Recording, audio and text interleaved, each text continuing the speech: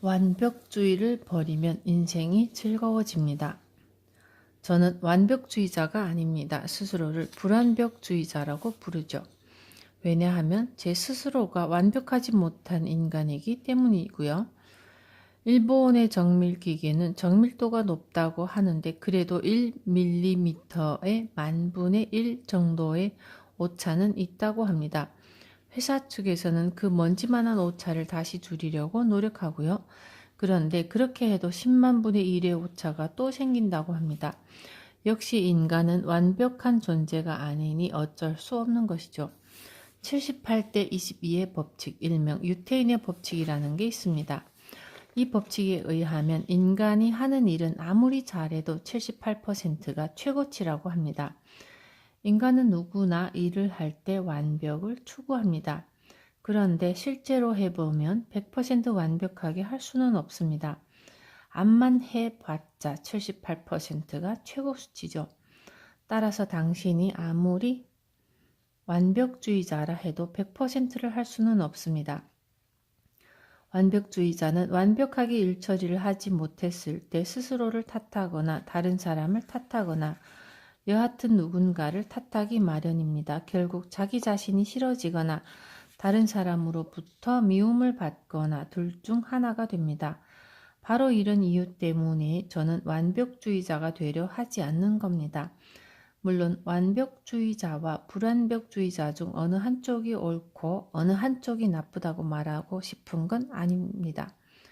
개인적인 취향이 불완벽주의자라는 것뿐이죠. 하지만 완벽주의가 싫다고 해서 일을 대충 해도 된다는 건 아니에요. 일을 할 때는 당연히 100%를 추구해야죠.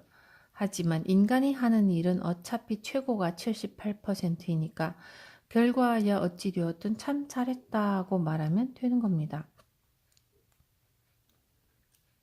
그러고 나서 내가 할 수 없었던 22%에 대해서 다시 점검하고 다음번부터는 부족한 점을 개선하면 됩니다. 이런 과정을 거치면 사람은 성장할 수 있는 거죠. 다음에 부족한 점을 보완해서 일처리를 했다고 해도 역시 완벽하지는 않죠. 그때 결과도 마찬가지로 78%겠죠. 그러면 또다시 미흡한 22%를 점검하면 되고요. 이 과정을 끊임없이 계속하다 보면 인간은 어느덧 자기 완성에 도달할 수 있습니다. 그래서 인생이 즐거운 거고요. 아무리 완벽을 추구해도 완벽해질 수 없으니까 지루하지 않은 거죠. 어때요? 불완벽주의자에게도 나름대로 좋은 점이 있죠? 남에게 뭔가를 가르치든 배우든 완벽주의를 버리면 즐거워집니다. 완벽하게 일처리를 못하는 사람은 용서가 안 된다는 태도를 가지면 가르치는 쪽도 배우는 쪽도 피곤해질 뿐입니다. 완벽주의에 집착하다 보면 이를 배우는 입장에서는 도전하려는 의욕이 사라집니다. 한번 의욕이 사라진 사람에게 뭔가 일을 시키는 데는 엄청난 에너지가 소모되고요. 굉장히 피곤한 일이죠. 그저 이런 마음가짐이면 충분합니다. 완벽하지 않은 인간끼리 조금이라도 노력해서 완벽에 가까워지도록 서로 도와주자. 그리고 이 한마디가 모두를 행복하게 하죠. 우리 같이 열심히 한번 해봅시다. 주행 차선, 추월 차선을 번갈아 타면서 자유를 만끽하세요. 조금 어려운 내용이라 이제껏 사람들에게 말하기를 꺼려했던 이야기를 해볼까 합니다. 바로 수라의 길에 관한 이야기입니다. 수라의 길이란 화염지옥과 얼음지옥 따위의 지옥 사이에 있는 가늘고 구불구불한 길을 말합니다. 화염지옥에 빠지면 불에 타고 얼음지옥에 빠지면 몸이 얼어붙겠지만 이 수라의 길을 가면 불에 타는 일도 얼어붙는 일도 없습니다. 따라서 이 길이야말로 성공의 길이라 할 수 있죠. 예컨대 건강보조식품이라는 게 그렇습니다. 의약품과 식품의 접점에 있죠. 건강보조식품이 많은 소비자들의 지지를 받고 거대한 산업으로 발전할 수 있었던 비결은 수라의 길을 걸어갔기 때문입니다. 한간에서는 성공을 위해서 때론 다른 사람과 경쟁하며 서로 발을 잡아당기는 것도 필요하다고 하지만 수라의 길을 걷는 데 있어 그런 건 필요 없습니다. 이 길은 이른바 제트 기류에 비유할 수 있거든요. 제트 기류는 따뜻한 바람과 차가운 바람 사이를 시속 300km 정도의 속도로 달리는 바람을 말하고요. 이 제트 기류의 풍선을 띄우면 태평양도 횡단할 수 있다고 하더군요. 수라의 길도 마찬가지입니다. 이 길에 올라타기만 하면 편안하게 성공이라는 목적지에 도달할 수 있습니다. 가만히 있어도 멋대로 운반해주니 허겁지겁 달릴 필요도 없고 서로 발을 잡아당길 필요도 누구를 험담하고 모함할 필요도 없습니다.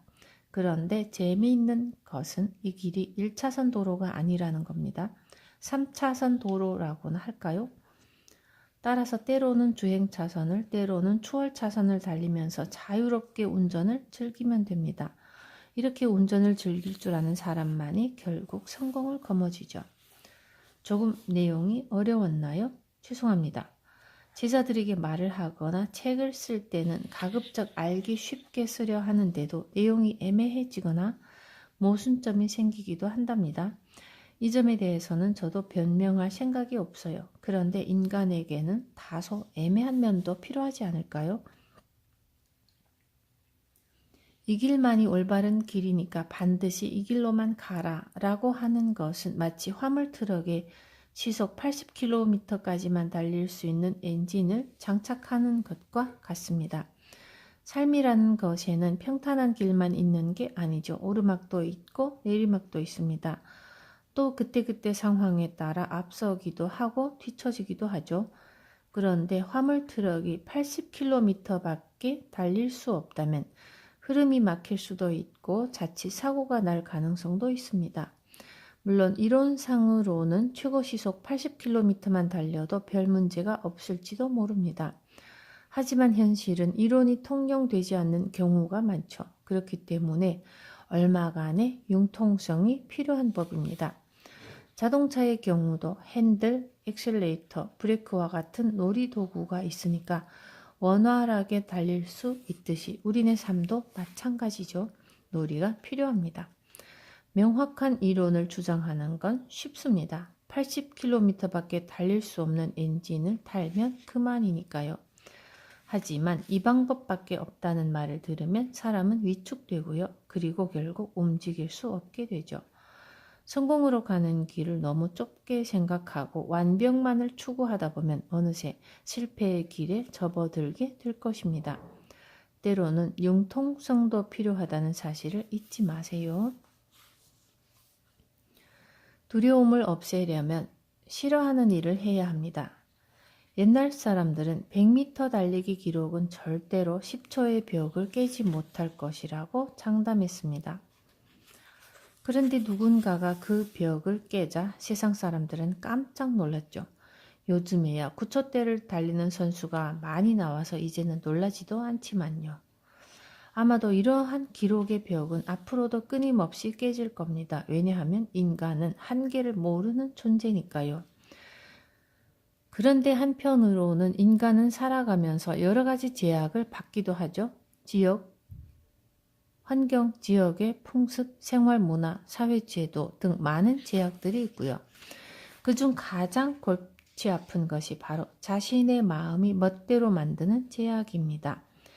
마음이 만든 제약, 저는 그것을 두려움이라 부릅니다. 뭔가 새로운 일, 자신이 겪어보지 못한 일과 마주하면 누구나 두려움을 느끼는 법이죠. 이 두려움을 극복하기 위해서는 자신이 가장 싫어하는 일을 해야만 합니다. 그런데 대체로 자기가 싫어하는 일이 바로 한계의 벽을 만듭니다. 예를 들어 저는 글 쓰는 거를 싫어합니다. 또 유명해지는 것도 싫습니다.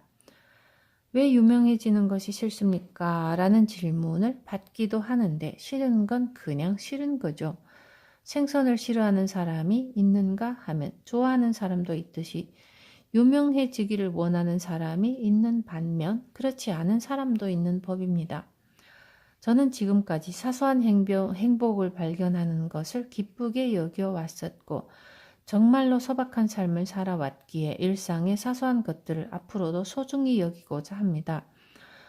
그런데 어느 날 제자 한 명이 저를 찾아와서 이런 말을 하더군요.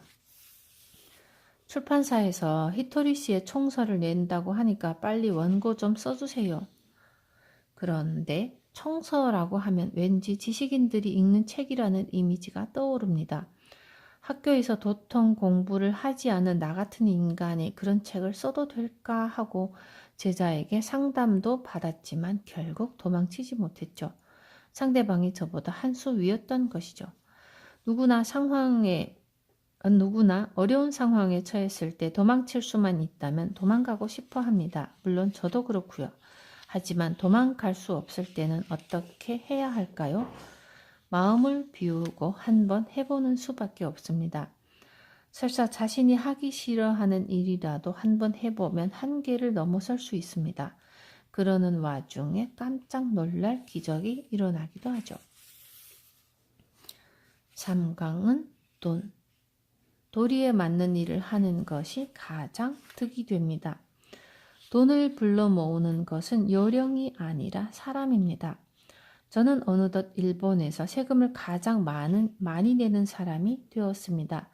일본 최고의 부자라고도 불리게 되었고요. 하지만 아무 일도 하지 않고 그저 운이 좋다는 말만 해서 이렇게 된 것은 아닙니다.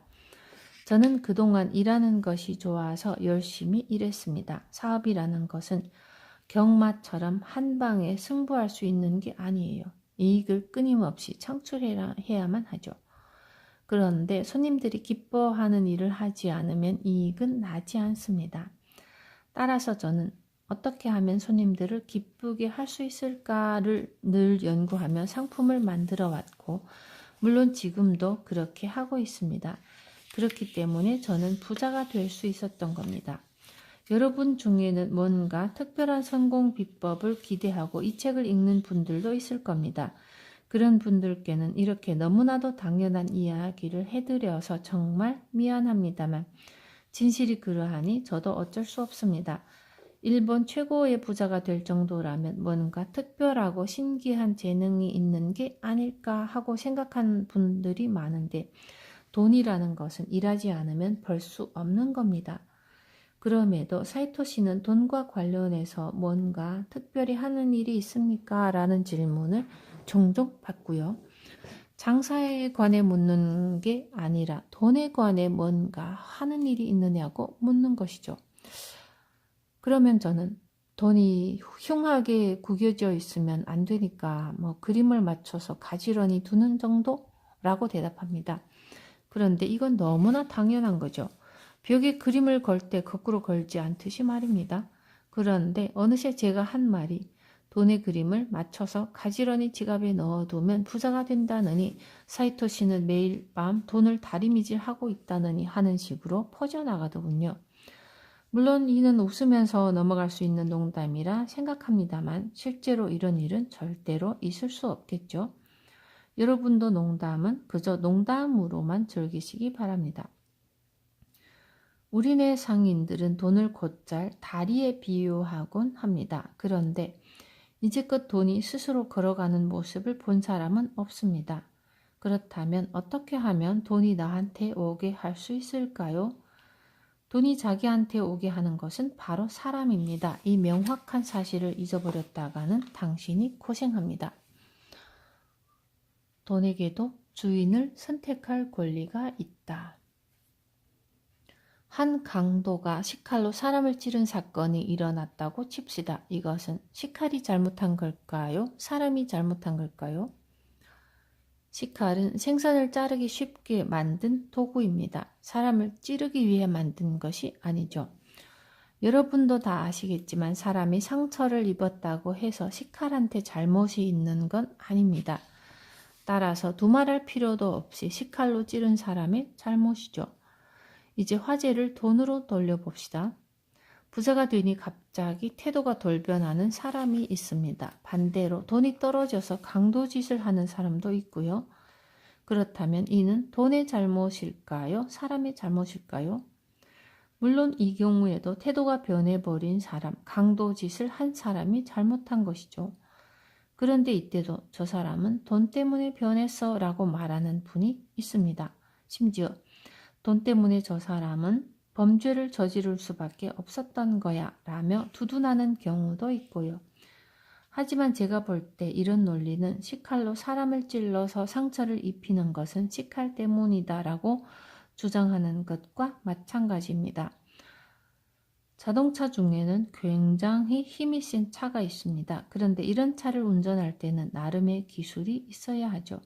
그러지 않으면 금방 다른 차와 충돌해 버릴 테니까요. 남자 중에는 이런 차를 몰고 술김에 돌진하는, 다시 말해 술에 돌진하는, 다시 말해 술에 돈을 왕창 퍼붓는 사람이 있는가 하면 여자 중에는 명품에 빠져 돈을 물쓰듯 하는 사람도 있죠. 돈이라는 것은 엄청난 힘을 가진 자동차와 같습니다. 하지만 운전 기술도 없는 사람이 이런 차를 몰고 가다가 사고를 낸 경우에도 운전이 서툰 사람의 잘못이지 자동차의 잘못은 아닙니다. 돈에 대해 나쁘게 말하는 것은 그 사람의 자유입니다만 누군가 당신에게 더럽다느니 나쁜 놈이니 하면 그 사람과 같이 있고 싶겠습니까? 돈도 마찬가지입니다. 돈에게도 자신의 주인을 선택할 권리가 있는 것이죠. 저는 돈은 좋은 것이라 생각합니다. 신이 인간에게 준 최고의 아이디어 중 하나라고 여기죠. 왜냐고요? 돈이 없으면 옛날처럼 물물 교환을 해야 합니다. 도쿄에서 오사카까지 가는데 쌀가마가 필요하다고 생각해 보시죠. 신은 인간들을 고생시키지 않기 위해 화폐라는 아이디어를 준 것입니다. 돈이 신의 배려에 의해 생긴 아이디어라고 생각하면 감히 돈에 대해 더 이상 나쁜 말을 할 수 없을 겁니다.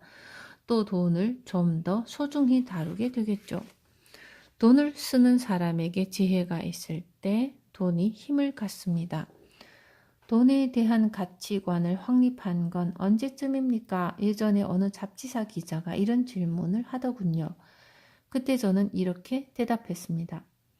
어렸을 적에 부모님으로부터 용돈을 받으면 흘리지 않고 가게까지 잘 들고 가서 과자를 사오곤 했습니다.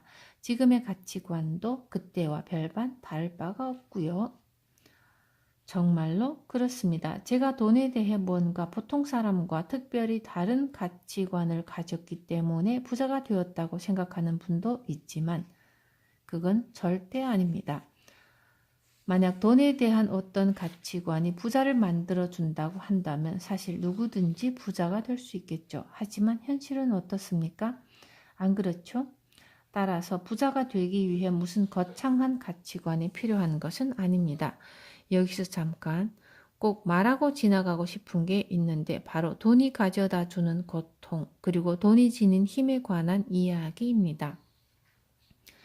세상에는 돈이 화를 부른다는 얘기도 있습니다만 돈 자체가 화를 부를 리는 없습니다. 만약 돈 때문에 고생한다면 그것은 필요 이상의 돈을 추구하기 때문이거나 필요한 돈이 없기 때문이거나 둘 중 하나죠. 하지만 돈 그 자체 때문에 고생하는 일은 없습니다. 월급이 깎이면 마음은 좀 상하겠지만 사실 그 또한 개인의 사고방식에 따른 문제입니다. 돈이 어마어마하게 많으면 뭔가 대단한 힘이 생기지 않을까 하고 생각하는 사람도 있지만 과연 정말로 그럴까요? 최근 몇천억이나 되는 세금으로 전국 각지에 호텔 수준의 보양시설이 세워졌지만 그렇게 많은 세금이 제대로 활용되었던가요? 유감스럽게도 그러지 못했습니다. 폭포수를 소주잔으로 받으면 소주잔만큼의 물만 받을 수 있죠. 만약 양동이로 받는다면 양동이 크기만큼의 물만 받을 수 있고요. 돈도 마찬가지입니다. 돈을 쓰는 사람에게 지혜가 있을 때 비로소 돈이 힘을 갖는 법입니다. 비록 적은 돈이라도 그것을 쓰는 사람에게 지혜가 있으면 그 돈은 힘을 발휘할 수 있고요.